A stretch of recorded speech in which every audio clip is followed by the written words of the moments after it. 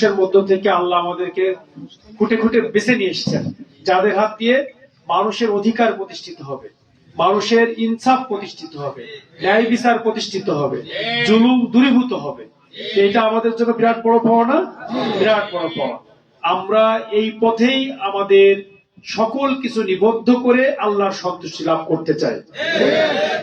এই জন্য আল্লাহ যে আমাদেরকে এরকম মেহেরবানি করেছেন, তো আমরা আল্লাহ শুকরিয়া আদায় করবো না? আলহামদুলিল্লাহ। সম্মানিত ভাই এবং বন্ধুরা, আমি খুব অল্প পরিসরে কথা বলে শেষ করতে চাই। আপনারা দীর্ঘক্ষণ অপেক্ষা করছেন। আমরা নির্বাচনী প্রোগ্রাম বিভিন্ন জায়গায় যাই, এক জায়গায় গেলে আর সেখান থেকে শেষ হতে চায় না, এর মধ্যে দিয়েই চলছে আর কি কর্মকাণ্ড।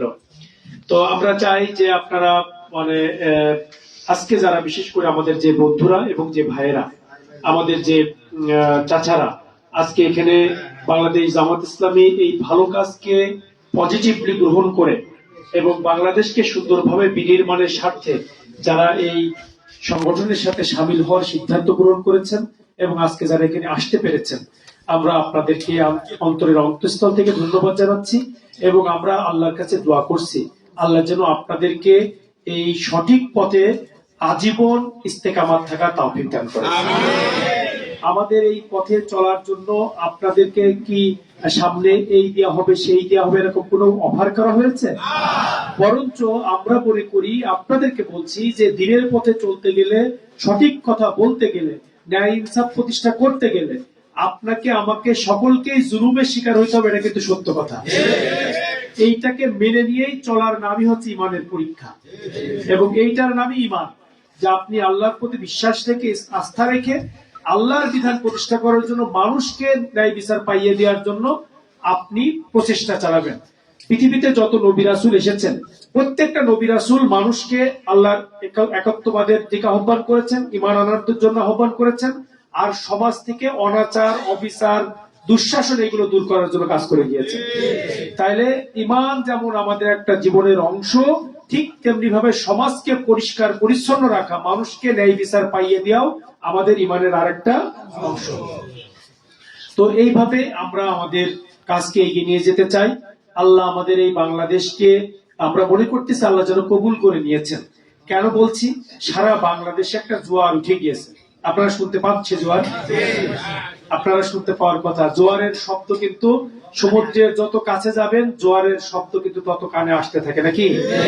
তো আমরা মনে হচ্ছে যে এরকম একটা বিজয়ের দিকে যাচ্ছি, যার আওয়াজ আমাদের কানে আসছে, নাকি? আসছে।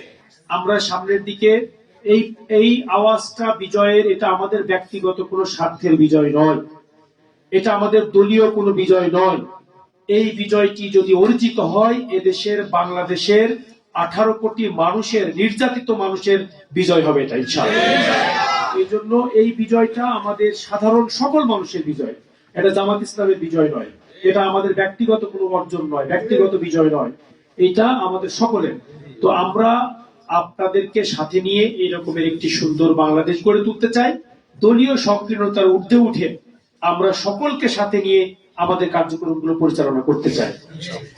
তো এই কাজের জন্য আপনারা যারা নিজেদেরকে আজকে এখানে সামিল হয়েছেন, আপনাদের সাথে নিয়েই আমরা যেভাবে আজকে একত্রিত হয়েছি, আমরা আমাদের যতক্ষণ পর্যন্ত পৃথিবীতে আমাদের শ্বাস প্রশ্বাস চলমান থাকবে, ততক্ষণ পর্যন্ত আমরা এই ভ্রাতৃত্বের বন্ধনের মধ্যে আবদ্ধ থাকতে চাই।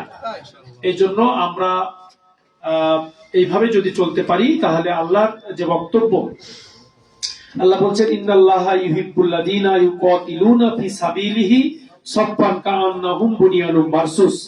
যারা আল্লাহর রাস্তায় সীসাঢালা প্রাচীরের ন্যায় সংঘবদ্ধভাবে প্রচেষ্টা চালায়, আল্লাহ তাদেরকে ভালোবাসেন। আল্লাহর রাস্তা হচ্ছে মানুষের সুবিচার পাইয়ে দেয়া, আল্লাহর জমিনে আল্লাহর বিধানকে প্রতিষ্ঠা করা, ইসলামকে প্রতিষ্ঠা করা। আর ইসলাম অর্থ কি? শান্তি। ইসলাম যখন প্রতিষ্ঠিত হয়ে যাবে, সকল জায়গায় শান্তির বারতা বইয়ে যাবে। এই জন্য আমরা সেই শান্তির বারতা বইয়ে দেওয়ার জন্য এই প্রচেষ্টা অব্যাহত রেখেছি। আপনাদেরকে স্বাগতম জানাই, আপনারা সেই সঙ্গী হয়েছেন। আমরা মানুষকে এখন বলছি যে বাংলাদেশ যে একটি নতুন দিগন্তের দিকে যাচ্ছে, সেই দিগন্তের যাত্রী হিসাবে আপনি যদি না উঠতে পারেন, পরবর্তীতে আপনাকে আফসোস করা লাগবে, নাকি? করা লাগবে না? আপনারা যে সবাই চলে আসতে পেরেছেন, আলহামদুলিল্লাহ। সেই যে নতুন গন্তব্যের যে ট্রেন চলা শুরু হয়েছে, সেই ট্রেনে যাত্রী হতে পেরেছেন। আমি মনে করি যে আপনাদের আর আফসোসের কোনো কারণ থাকবে না ইনশাআল্লাহ। এখনো যে বন্ধুরা আসতে পারে নাই তারা আফসোসের মধ্যে থাকবেন যে নতুন বাংলাদেশ বিনির্মাণে আমি তো কোনো কোনো ভালো কিছু অংশগ্রহণকারী ছিলাম না, আমি তো কি বল ভালো যাত্রী হতে পেরেছিলাম না। তো আমরা সবাইকে আহ্বান জানাই যে সুন্দর বাংলাদেশ আসলে গড়ি, কারোর স্বার্থে নয়, কোনো ব্যক্তির জন্য নয়, কোনো দলের জন্য নয়, টোটাল বাংলাদেশের মানুষের জন্য। তো এই জন্য আল্লাহ যদি আমাদের কবুল করে তাহলে আমরা যে কথাগুলো বলছি এই কথাগুলো কাজের মধ্য দিয়ে প্রমাণ করে দেখাবো ইনশাআল্লাহ। আমরা মানুষকে ন্যায় বিচার পাইয়ে দিতে চাইবো। কোন প্রকার সন্ত্রাসী কার্যক্রম, কোন প্রকার দুর্বৃত্তায়ন, কোন প্রকার দুর্নীতি, কোন প্রকার স্বজনপ্রীতি, কোন প্রকার দলীয়করণ, কোন প্রকার মাদক কারবারিদের আশ্রয় দান কারণ, এইগুলো কোনো কিছু আমাদের কাছে থাকবে না ইনশাআল্লাহ। আমরা সবাইকে ভালো মানুষ যারা, দুর্নীতি মুক্ত যারা, তারা কে কোন দল করে এটা বিবেচনা না করে সবাইকে সাথে নিয়ে গিয়ে চলে যাবো ইনশাআল্লাহ। তো আপনারা সবাই মিলে এই বক্তব্যগুলোই মানুষের কাছে দেবেন। আমি সেই কারণে আপনাদের কাছে বললাম এই কথাটা যে আমরা বাংলাদেশটাকে এভাবে করতে চাই। আমি যে কথা বলেছি আপনারও চাও তো সেটাই নাকি, নাকি নিজের স্বার্থে করতে চান? কোনটা? আমরা সকলের জন্য কাজ করতে চাই। তো এই সকলের জন্য কাজ করার জন্যই আমাদের এই পথ চলা, মানুষের কল্যাণ সাধন করাই আমাদের একমাত্র উদ্দেশ্য এবং মোটো। এবং এর মধ্য দিয়েই আমরা আল্লাহর সন্তুষ্টি লাভ করতে চাই। এবং তার পরবর্তীতে আল্লাহ সন্তুষ্টি লাভ যার হয়ে যায় তার জন্য তো কি অপেক্ষা করছে কারো বলতে বাকি থাকবে? আর বাকি থাকবে না। এই জন্য সম্মানিত ভাই এবং বন্ধুরা, আসুন একটি সুন্দর বাংলাদেশ আমরা গড়ে তুলি, ন্যায় ইনসাফের বাংলাদেশ, জুলুম মুক্ত বাংলাদেশ। দল করার কারণে কেউ হয়রানির শিকার হবে না, কোনো মামলা বাণিজ্যের শিকার হবে না, কোনো প্রকার চাঁদা বা অন্য কোনো দুর্বৃত্তায়নের শিকার হবে না। ব্যবসায়ীরা নিরাপদে ব্যবসা করবে, যে কোনো দল মতের মানুষ শান্তিপূর্ণভাবে তার কার্যক্রম পরিচালনা করবে, সেখানে কোনো প্রকার হয়রানি বা নির্যাতনের শিকার তাকে হতে হবে না। এই রকমের একটা সুন্দর বাংলাদেশের স্বপ্ন আমরা দেখি। আপনারাও সেই স্বপ্নের সাথে অংশীদার হবেন, সেই প্রত্যাশা আপনাদের কাছে রাখছি। সব মিলিয়ে আমরা দীর্ঘদিনের এই 54 বছরের বাংলাদেশ আজকে একটি নতুন দিগন্তের দিকে যাত্রা শুরু করেছে। আমরা যেন বাকি যে সময়টুকু আর মাত্র আছে, 12 তারিখের নির্বাচনের মধ্য দিয়েই কিন্তু এই বাংলাদেশ নতুন ভাবে পুনর্গঠিত হবে। আপনি যদি শুধুমাত্র সেই আশায় বিভোর হয়ে বসে থাকেন তাহলে কি কাজ হবে? হবে না। আপনার জায়গা থেকে সর্বোচ্চ প্রচেষ্টা আপনাকে চালাতে হবে, সর্বোচ্চ শ্রম আপনাকে দিতে হবে, সর্বোচ্চ কি বলা যায় যে মনোযোগ আপনাকে এই ব্যাপারে দিতে হবে। যদি আপনি এটা করতে পারেন তাহলে আল্লাহ যদি রাজি খুশি হয়ে যায়, আমাদের অভিভাবক হিসেবে আল্লাহ যদি আমাদের জন্য হয়ে যায়, তাহলে আমাদের দুনিয়ার আর কোনো শক্তির প্রয়োজন নাই। কারণ আমরা অনেকেই দেখছি, অনেকের বড় ভাই আছেন, অনেকের এই সম্পর্কের আছেন, তমক আছেন, এই আছেন, বিভিন্ন কথা শুনছি। আমাদের বলতে চাই যে আমরা সব মানুষের কল্যাণে কাজ করছি, আমাদের একমাত্র অভিভাবক আল্লাহ সুবহানাহু ওয়া তাআলা রয়েছেন। সুতরাং যারা যে পরিকল্পনাই করুক না কেন, সকল পরিকল্পনা ভেস্তে দিতে পারেন কে? আল্লাহ সুবহানাহু ওয়া তাআলা। এই আস্থা বিশ্বাসের জায়গা দিয়েই আমরা আমাদের সমস্ত শ্রম এবং আমাদের মনোযোগ এই 12 তারিখের নির্বাচন কেন্দ্রিক আমরা মনোনিবেশ করব এবং সবাই একেবারে সর্বোচ্চটুকু দেওয়ার চেষ্টা করবো। পারবো তো ইনশাআল্লাহ? এটা যদি করতে পারি, আল্লাহ যদি রাজি খুশি হয়ে যায়, তাহলে দেশের মানুষের ভাগ্যের পরিবর্তন হয়ে যাবে 12 তারিখের পর থেকে ইনশাআল্লাহ। সবাই ভালো থাকবেন, সুস্থ থাকবেন। সামনের এই সংগ্রামে আমরা একসাথে চলতে চাই, আগামীর বাংলাদেশকে নতুন ভাবে সবাই একসাথেই করতে চাই। আল্লাহ আমাদের তৌফিক দান করুন। আমিন। আসসালামু আলাইকুম ওয়া রাহমাতুল্লাহ।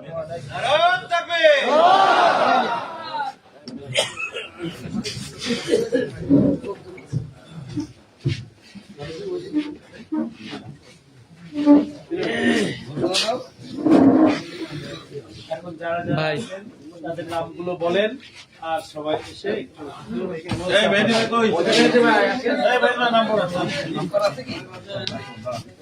সামনে থেকে একটু চেপে আপনি ওখানে গিয়ে নামগুলো সুন্দর করে পড়বেন।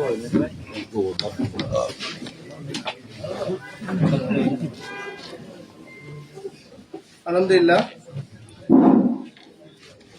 আমার সাথে একটা লিখেছে এমনই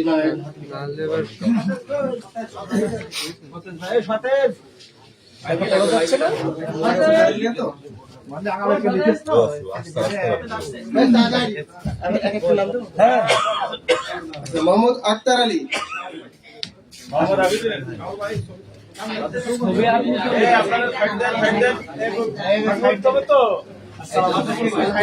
ভালো আছে, সবাই ভালো আছে। আল্লাহ আমার ভাইকে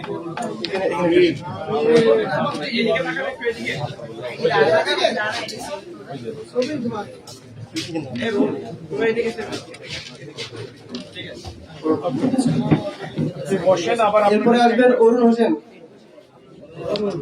অরুণ, কেমন আছো? কি করো তুমি? মাশাআল্লাহ। জুয়েল কে? জুয়েল বসো। কি নাম? জুয়েল। নাম বলো। এরকম ইয়াং, ওসমান কে? ওসমান এরকম ইয়াং মানুষ, এনার্জেটিক মানুষই তো আগামী বাংলাদেশ হবে। কে? অমিত কে? অমিত অমিত এরপর আসবে অমিত কে? মিন্টু। এরপর আমি মিন্টু। কি করো?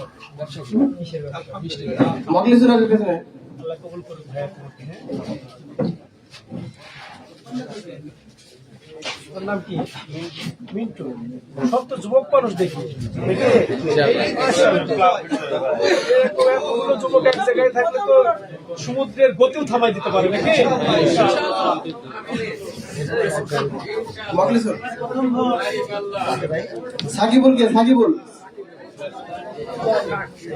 সাকিবুল চলে আসতে হবে। এবারে বাদশা আসবে।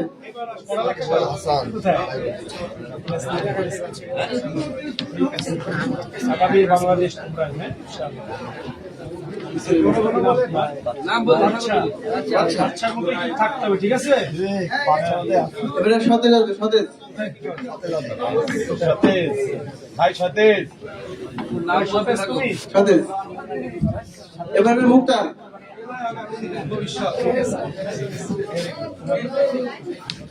ভালো তুমি কাছে এভাবে নসিব। মুক্তার আলী। আর সবাই ভালো আছে তো? ঠিক আছে, আল্লাহ আপনাকে কবুল করুন। নসিব আসবে। জালাল। কি নাম? নসিব। আল্লাহ ভালো রাখে।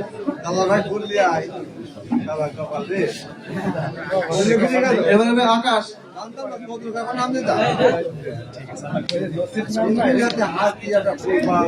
আকাশ।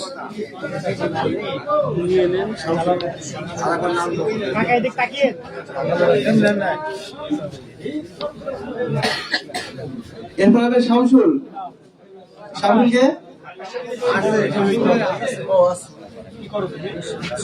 মাশাআল্লাহ, একদম শোনা কোনো খাদ নেই, তাই তো? এই টাকার মধ্যে কোনো খাদ নেই।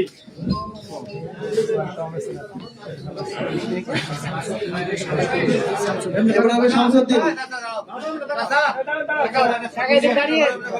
শামসুদ্দিন কে? এটা নিয়েছো? ঠিক আছে, ঠিক আছে বাবা। কি নাম তোমার ভাই? শামসুদ্দিন। ভাইয়া ছবি লাগলে আমরা দিয়ে দিব। এবার রাহুল। রাহুল কে?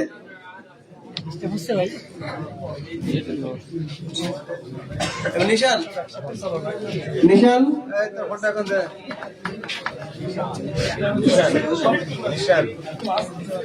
আবু সাইদ কে?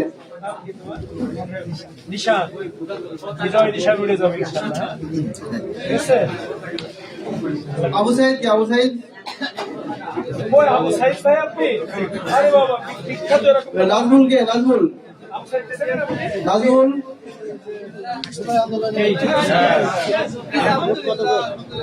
পারবেন তো রাখতে দাঁড়াতে?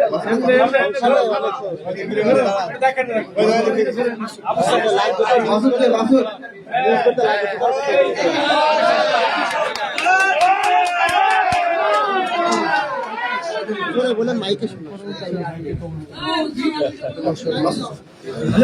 মাসুদ কে?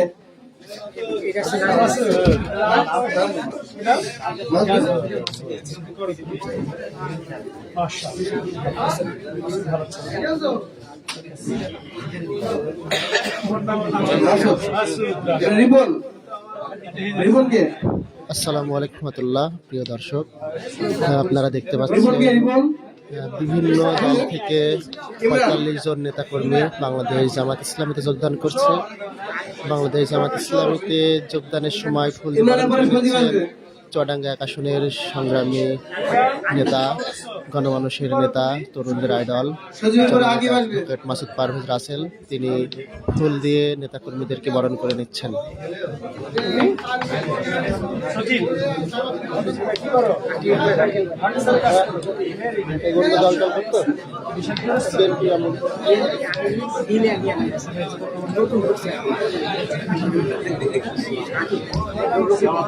রকিবুলকে রকিবুল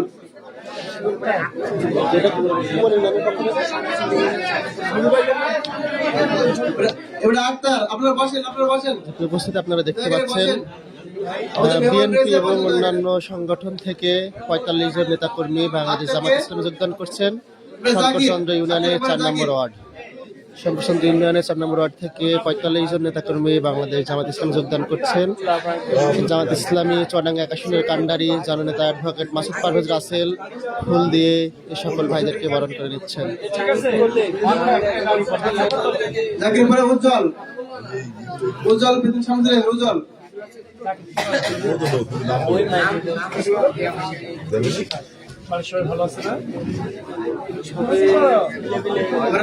রাজুকে রাজু যার উপরে রিফাত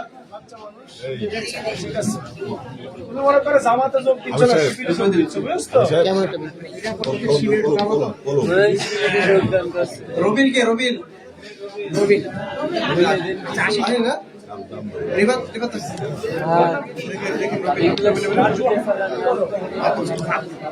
বাবুল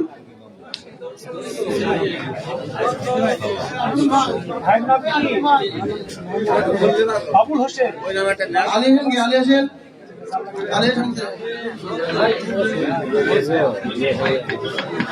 ভাই এখন আলী হোসেন ভাই, একটা যদি ওই ভোট কেন্দ্রের গেটে দাঁড়িয়ে থাকে না তো আসবে ভয়তে। আমি দাঁড়াই থাকলাম, সে আসবে। সাব্বির আলী হোসেন, বাদল যে প্রিয় উপস্থিতি, আপনারা দেখতে পাচ্ছেন চুয়াডাঙ্গা সদর উপজেলার শঙ্করচন্দ্র ইউনিয়নের ৪ নম্বর ওয়ার্ড থেকে বিএনপি এবং অন্যান্য সংগঠনের ৪৫ জন নেতাকর্মী বাংলাদেশ জামাত ইসলামীতে যোগদান করছেন।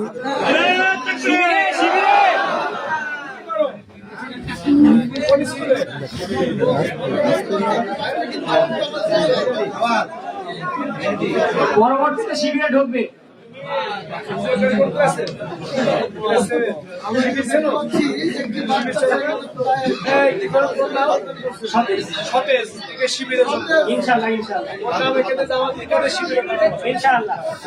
মোহাম্মদ কাকন মোহাম্মদ কাকন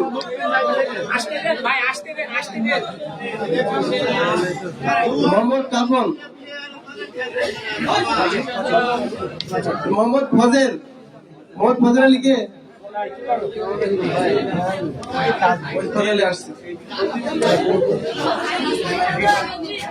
মোহাম্মদ হৃদয়কে শরীফুল ইসলাম মোহাম্মদ শরীফুল ইসলাম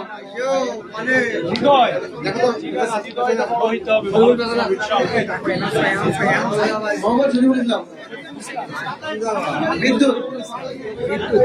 বিদ্যুৎকে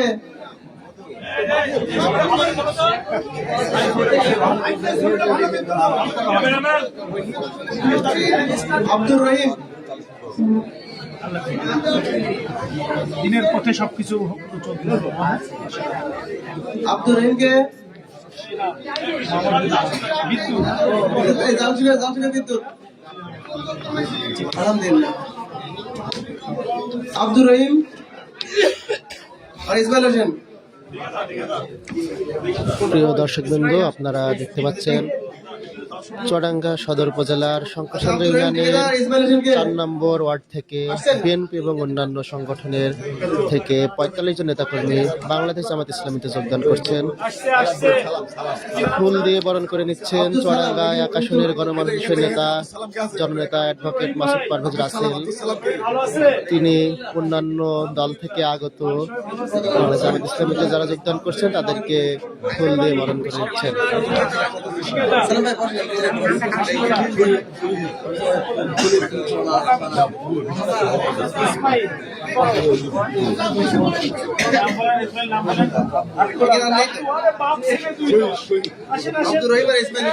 যে আপনারা দেখতে পাচ্ছেন এখানে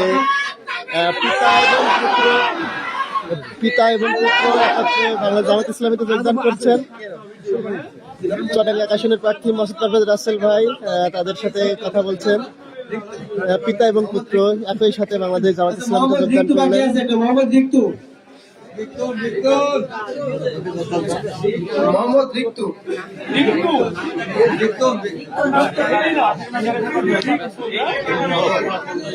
আর কেউ বাকি আছে যথারীতি? আর কেউ বাকি থাকলে কে জানেন? যারা এসেছিলেন এরকম কেউ কি বাকি আছেন ভাই যার সাথে হাতটা মিলানো হয় নাই? সবার হয়েছে আলহামদুলিল্লাহ।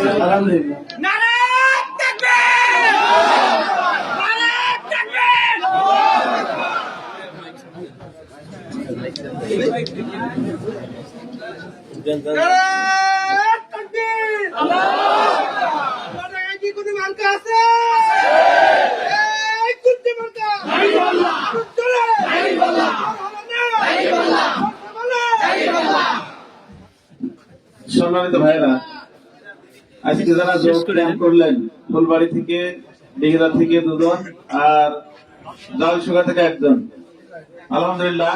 আমরা এই ভাইদেরকে উপস্থিতি আপনারা এতক্ষণ দেখলেন সবাই জন্য হবে না, চুয়াডাঙ্গা সদর উপজেলার শঙ্করচন্দ্র ইউনিয়নের 4 নম্বর ওয়ার্ড থেকে 45 জন নেতাকর্মী বিএনপি এবং অন্যান্য সংগঠন থেকে 45 জন নেতাকর্মী বাংলাদেশ জামাত ইসলামীতে যোগদান করলেন।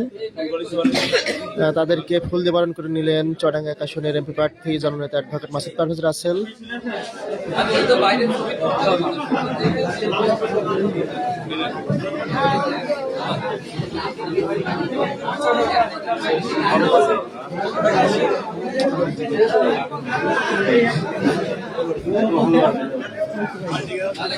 যে সকল ভাইরা বাংলাদেশ জামাত ইসলামে যোগদান করলেন, আল্লাহ রাব্বুল আলামিন সে সকল ভাইদেরকে তার দিনের জন্য কবুল করুক।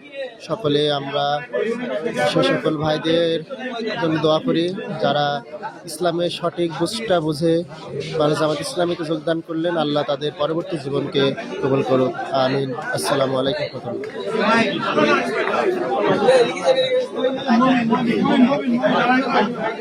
রাহমাতুল্লাহ।